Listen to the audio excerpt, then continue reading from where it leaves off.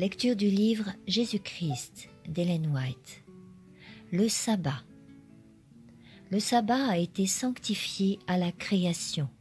Il a été mis à part pour l'homme pendant que les étoiles du matin entonnaient des chants d'allégresse et que les fils de Dieu poussaient des acclamations. La paix étendait son aile sur le monde, car la terre était en harmonie avec le ciel. Dieu vit tout ce qu'il avait fait, et voici, c'était très bon. Et il se reposa avec la joie de l'œuvre accomplie. S'étant reposé lui-même le jour du sabbat, Dieu bénit le 7e jour et le sanctifia, c'est-à-dire le mit à part pour un saint usage. Il le donna à Adam comme jour de repos. C'était un mémorial de l'œuvre créatrice, un signe de la puissance et de l'amour divin. L'Écriture dit « Il a perpétué le souvenir de ses œuvres merveilleuses ». Ses perfections invisibles, sa puissance éternelle et sa divinité se voient comme à l'œil depuis la création du monde quand on les considère dans ses ouvrages. Tout a été créé par le Fils de Dieu. Au commencement était la parole, et la parole était avec Dieu, et la parole était Dieu. Toutes choses ont été faites par elle, et rien de ce qui a été fait n'a été fait sans elle. Le sabbat en tant que mémorial de la création est un gage de l'amour et de la puissance du Christ. Le sabbat dirige les pensées vers la nature et nous introduit dans la communion du Créateur. Dans le chant des oiseaux, dans le murmure des arbres et dans le bruit de la mer, nous continuons d'entendre la voix de celui qui s'entretenait avec Adam en Éden vers le soir. La contemplation de sa puissance dans la nature a un effet consolant, car la parole qui a créé toutes choses promet la vie à nos âmes. Dieu qui a dit « Que la lumière brille du sein des ténèbres » a fait aussi briller sa lumière dans nos cœurs pour que la connaissance de la gloire de Dieu resplendisse en la personne de Jésus-Christ. C'est cette pensée qui a inspiré le chant « Ô Éternel !» Tu m'as rempli de joie par la grandeur de tes œuvres. Je célèbre avec allégresse les ouvrages de tes mains. Que tes œuvres sont grandes, ô Éternel. Tes pensées sont merveilleusement profondes. Le Saint-Esprit déclare par le prophète Ésaïe « À qui donc pourriez-vous comparer Dieu et par quelle image pourriez-vous le représenter? Ne comprenez-vous pas? N'écouterez-vous donc pas? Ne vous l'a-t-on pas appris dès le commencement? Ne savez-vous pas qui a fondé la terre? C'est celui qui siège au-dessus du globe de cette terre, dont les habitants sont à ses yeux comme des sauterelles. C'est lui qui a étendu les cieux comme un voile et qui les a déployés comme une tente pour y habiter. À qui donc pourriez-vous me comparer? Qui peut m'égaler, dit le Saint? Levez les yeux en haut et regardez. Qui a créé ces choses? C'est celui qui a fait marcher leur armée en bon ordre et qui les appelle toutes par leur nom. Telle est la grandeur de son pouvoir et de sa force souveraine, que pas une ne refuse de lui obéir. Pourquoi donc dirais-tu, ô Jacob, et pourquoi, ô Israël, parlerais-tu ainsi? Mon infortune est cachée à l'Éternel, et mon Dieu ne soutient plus mon droit. Ne le sais-tu pas? Ne l'as-tu pas entendu? L'Éternel est le Dieu d'éternité qui a créé les extrémités de la terre. Il ne se lasse pas, il ne se fatigue point, et sa sagesse est insondable. Et il donne de la force à celui qui est fatigué, il accroît la vigueur de celui qui est défaillant. Ne crains point, car je suis avec toi. Ne t'effraie pas, car je suis ton Dieu. Je t'affermis et je viens à ton aide. Je te soutiens de ma droite vengeresse. Tournez-vous vers moi et soyez sauvés, vous tous qui habitez les extrémités de la terre, car je suis Dieu, et il n'y en a pas d'autre. Tel est le message qui se trouve inscrit dans la nature et que le sabbat a pour but de rappeler. Quand le Seigneur commanda à Israël de sanctifier ses sabbats, il dit « Afin qu'ils servent de signe entre moi et vous, et que vous reconnaissiez que je suis l'Éternel, votre Dieu. » Le sabbat fut incorporé dans la loi promulguée du haut du Sinaï. Mais ce n'est pas à ce moment-là qu'il fut révélé pour la première fois en tant que jour de repos. Le peuple d'Israël le connaissait et l'observait déjà avant d'arriver au Sinaï. Et quand quelqu'un le profanait, le Seigneur lui adressait ce reproche. « Jusque à quand refuserez-vous d'observer mes commandements et mes lois ?» Le sabbat n'était pas destiné à Israël uniquement, mais au monde entier. Il a été révélé à l'homme en Éden, et de même que les autres préceptes du Décalogue, il constitue une obligation impérissable. C'est au sujet de la loi dont le 4e commandement fait partie que le Christ déclare « Avant que le soleil et la terre aient passé, il ne passera pas de la loi ni un iota ni un trait de lettre. » Aussi longtemps que dureront les cieux et la terre, le sabbat restera comme un signe du pouvoir du Créateur. Et quand l'Éden refleurira sur la terre, le saint jour du repos de Dieu sera honoré de tous. De sabbat en sabbat, tous les habitants de la nouvelle terre glorifiés viendront se prosterner devant moi, dit l'Éternel. Aucune autre institution confiée aux Juifs ne servait autant que le sabbat à les distinguer des nations environnantes. L'observation de ce jour dans la pensée de Dieu devait les faire connaître comme étant ses adorateurs. Ce devait être un signe indiquant leur éloignement de l'idolâtrie et leur communion avec le vrai Dieu. Mais le saint sabbat ne peut être observé que par des saints. Il faut donc devenir participant de la justice de Christ. En même temps qu'il donna à Israël ce commandement, « Souviens-toi du jour du repos pour le sanctifier ». Le Seigneur lui dit aussi « Vous serez pour moi des hommes saints ». Ce n'est qu'ainsi que le sabbat pouvait distinguer les Israélites en tant qu'adorateurs de Dieu. À mesure que les Juifs s'éloignèrent de Dieu et négligèrent de s'approprier par la foi la justice du Christ, le sabbat perdit sa signification à leurs yeux. Satan s'efforçait de s'élever lui-même et de détourner du Christ les hommes. Il travaillait à pervertir le sabbat, parce que c'est le signe de la puissance du Christ. Les chefs de la nation juive obéissaient à Satan lorsqu'ils entouraient d'exigences pénibles le jour de repos divin. Au jour du Christ, le sabbat avait été perverti à tel point que, bien loin de refléter le caractère d'amour du Père céleste, l'observation de ce jour manifestait pleinement le caractère d'hommes égoïstes et arbitraires. L'enseignement des rabbins tendait à représenter Dieu comme donnant des lois impossibles à observer.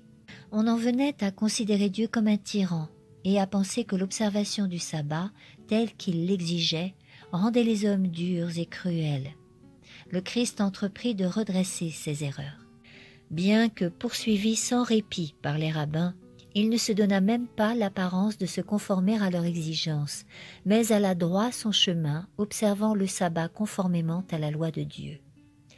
Un jour de sabbat, en revenant du lieu de culte où il avait prolongé son activité, le Sauveur et ses disciples traversèrent un champ de blé mûr. Ceux-ci se mirent à ramasser quelques épis et à les froisser entre leurs mains pour en manger le grain. Cet acte, s'il avait été accompli un autre jour, eût passé inaperçu, car on était libre de manger ce qui se trouvait à sa portée dans un champ, un verger ou une vigne. Un jour de sabbat, un acte aussi simple passait pour une profanation. Ramasser des grains et les froisser entre ses mains équivalait à une sorte de moisson et de battage. Il y avait donc, dans l'esprit des rabbins, double transgression. Ceux qui épiaient Jésus s'empressèrent de formuler leur blâme. « Voilà tes disciples qui font ce qui n'est pas permis de faire le jour du sabbat. » Quand Jésus avait été accusé de transgresser le sabbat à Bethesda, il s'était défendu en affirmant sa filialité divine et en déclarant qu'il agissait en harmonie avec son Père. Cette fois-ci, ce sont les disciples qu'on accuse, et Jésus répond par des exemples tirés de l'Ancien Testament, où sont relatés des actes accomplis le jour du sabbat par des hommes qui se trouvaient au service de Dieu. Les docteurs juifs se glorifiaient de leur connaissance des Écritures, mais la réponse du Sauveur impliquait un reproche d'ignorance. « N'avez-vous donc pas lu ce que fit David lorsqu'il eut faim, lui et ceux qui étaient avec lui ? Comment il entra dans la maison de Dieu, prit les pains de proposition, en mangea, bien qu'il ne soit permis qu'au seul sacrificateur d'en manger. » Puis Jésus ajouta, « Le sabbat a été fait pour l'homme, et non pas l'homme pour le sabbat. » Ou n'avez-vous pas lu dans la loi que les sacrificateurs le jour du sabbat violent le sabbat dans le temple sans être coupables? Or, je vous le dis, il y a ici plus que le temple. Ainsi, le Fils de Dieu est maître même du sabbat. S'il était loisible à David d'apaiser sa faim en mangeant des pains mis à part pour un saint usage, il devait être permis aux disciples de pourvoir à leurs besoins en arrachant des épis pendant les saintes heures du sabbat. Les prêtres se livraient dans le temple le jour du sabbat à une activité plus grande que les autres jours. La même somme de travail eût été considérée comme un péché s'il se fût agi d'affaires personnelles. Mais les prêtres au service de Dieu accomplissaient les rites qui annonçaient le pouvoir rédempteur de Christ, et leur effort s'accordait avec l'objet du sabbat. Maintenant, le Christ lui-même avait paru.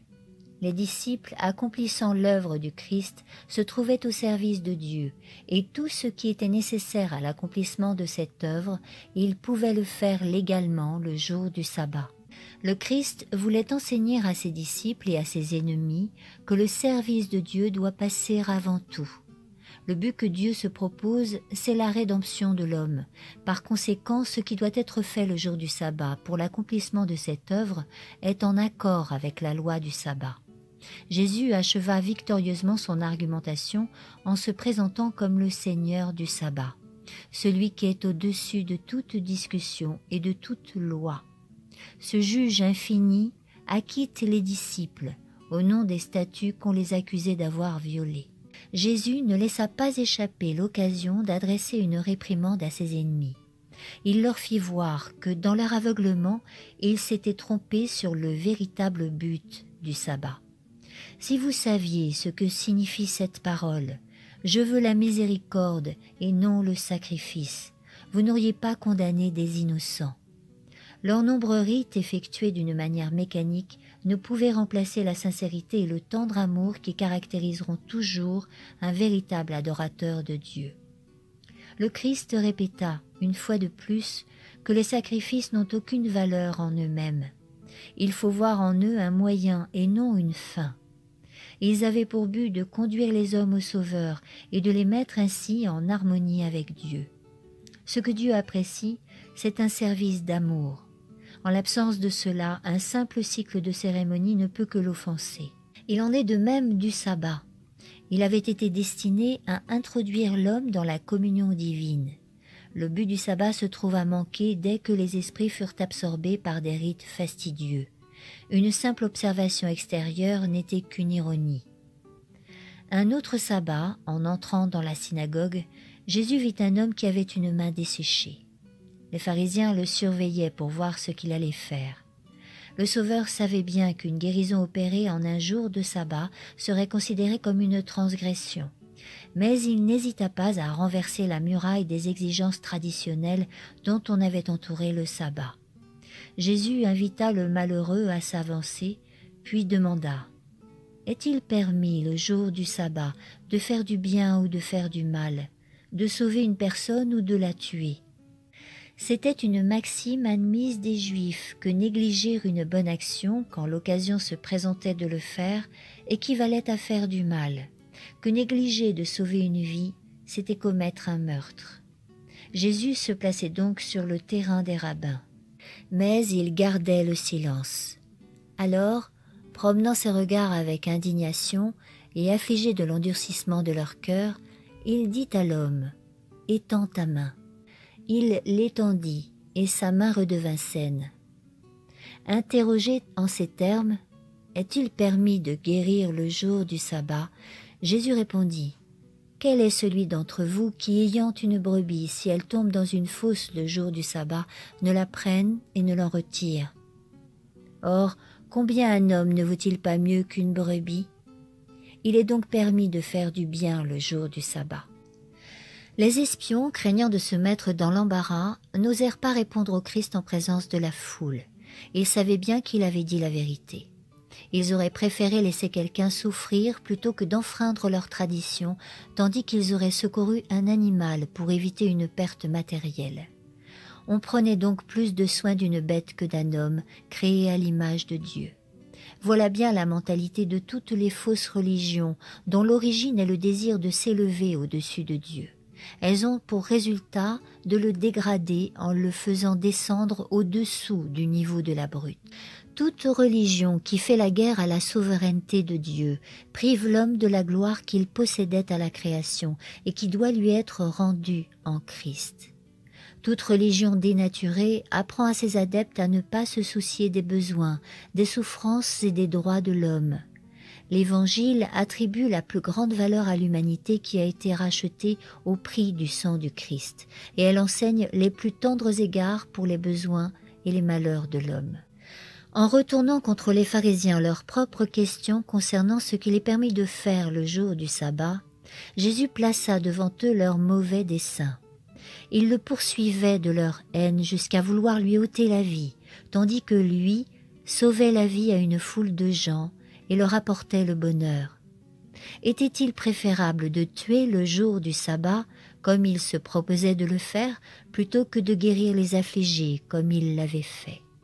Était-ce plus juste d'entretenir le meurtre dans son cœur le saint jour de Dieu que de nourrir, pour tous les hommes, cet amour qui s'exprime par des actes de miséricorde? Par la guérison de l'homme à la main sèche, Jésus condamna la coutume des Juifs et maintint le 4e commandement tel que Dieu l'avait donné. « Il est permis de faire du bien le jour du sabbat », déclara-t-il. En balayant les restrictions inutiles que les Juifs avaient inventées, le Christ a honoré le sabbat, tandis que ceux-là même qui se plaignaient de lui déshonoraient ce saint jour. D'aucuns prétendent que le Christ a aboli la loi, qu'il a violé le sabbat et qu'il a approuvé les disciples d'avoir fait de même. Par cet enseignement, ils prennent la même attitude que les calomniateurs de Jésus. Ils se mettent ainsi en contradiction avec le Christ qui a fait cette déclaration. « J'ai gardé les commandements de mon Père, et je demeure dans son amour. » Ni Jésus ni ses disciples n'ont violé la loi du sabbat. Le Christ était un vivant représentant de la loi. On ne trouve dans sa vie aucune transgression des saints préceptes. S'adressant à un peuple de témoins qui cherchait une occasion de le condamner, il pouvait jeter ce défi. « Qui de vous me convaincra de pécher ?» Le Sauveur n'est pas venu pour mettre de côté ce qu'ont enseigné les patriarches et les prophètes, car c'est lui-même qui a enseigné par eux. Toutes les vérités de la parole de Dieu procèdent de lui. Mais ces pierres précieuses d'une valeur inestimable ont été placées dans de faux écrins. La précieuse lumière qui s'en dégage a été mise au service de l'erreur. Dieu veut que ces vérités soient dégagées de l'erreur et replacées dans la charpente de la vérité. Seule une main divine peut accomplir une telle œuvre. Ainsi mêlées, la vérité et l'erreur ont servi la cause de l'ennemi de Dieu et des hommes. Le Christ est venu pour rendre à la vérité la place qui lui revient.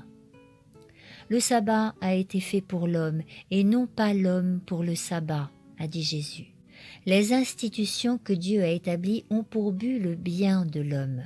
Toutes choses sont à vous, soit Paul, soit Apollos, soit Céphas, soit le monde, soit la vie, soit la mort, soit les choses présentes, soit les choses à venir.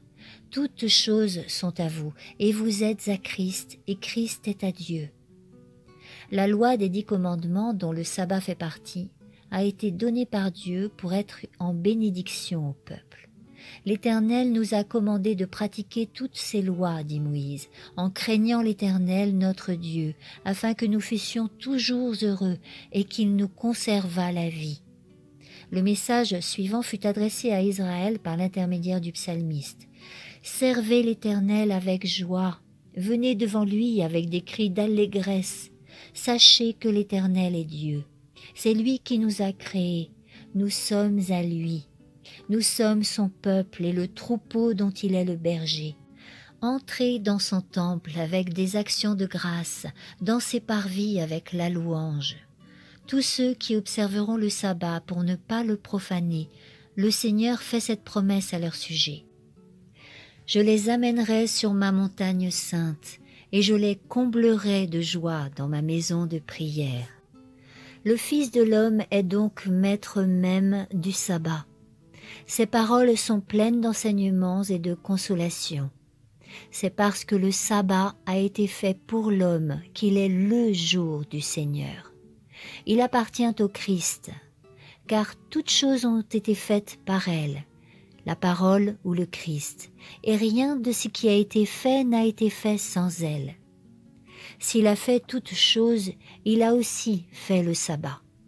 C'est lui qui l'a établi pour être un mémorial de l'œuvre créatrice, servant à le désigner comme le Créateur et comme celui qui sanctifie, proclamant que celui qui a créé toutes choses et qui les soutient est aussi le chef de l'Église, par le pouvoir de qui nous sommes réconciliés avec Dieu.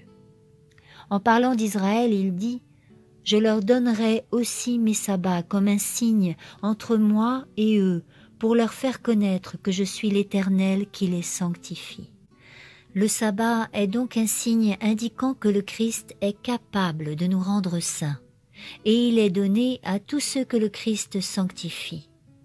En tant que signe de son pouvoir sanctifiant, le sabbat est donné à tous ceux qui, grâce au Christ, sont incorporés à l'Israël de Dieu. Le Seigneur dit « Si tu cesses de fouler aux pieds le jour du sabbat, en t'occupant de tes affaires en ce jour qui m'est consacré, et si tu appelles le sabbat ton jour de délice, et si tu considères comme vénérable ce qui est consacré à l'Éternel, alors tu trouveras tes délices en l'Éternel. » Le sabbat sera un sujet de délice pour tous ceux qui le reçoivent comme un signe du pouvoir créateur et rédempteur du Christ. Voyant le Christ dans cette institution, ils font de lui leur délice. Le sabbat leur fait voir dans les œuvres de la création une preuve de son infinie puissance rédemptrice. Tout en évoquant le souvenir d'un heureux paradis perdu, il fait penser au paradis retrouvé par le moyen du Sauveur. Ainsi, tout ce qui est dans la nature répète son invitation. « Venez à moi, vous tous qui êtes fatigués et chargés, et je vous soulagerai. »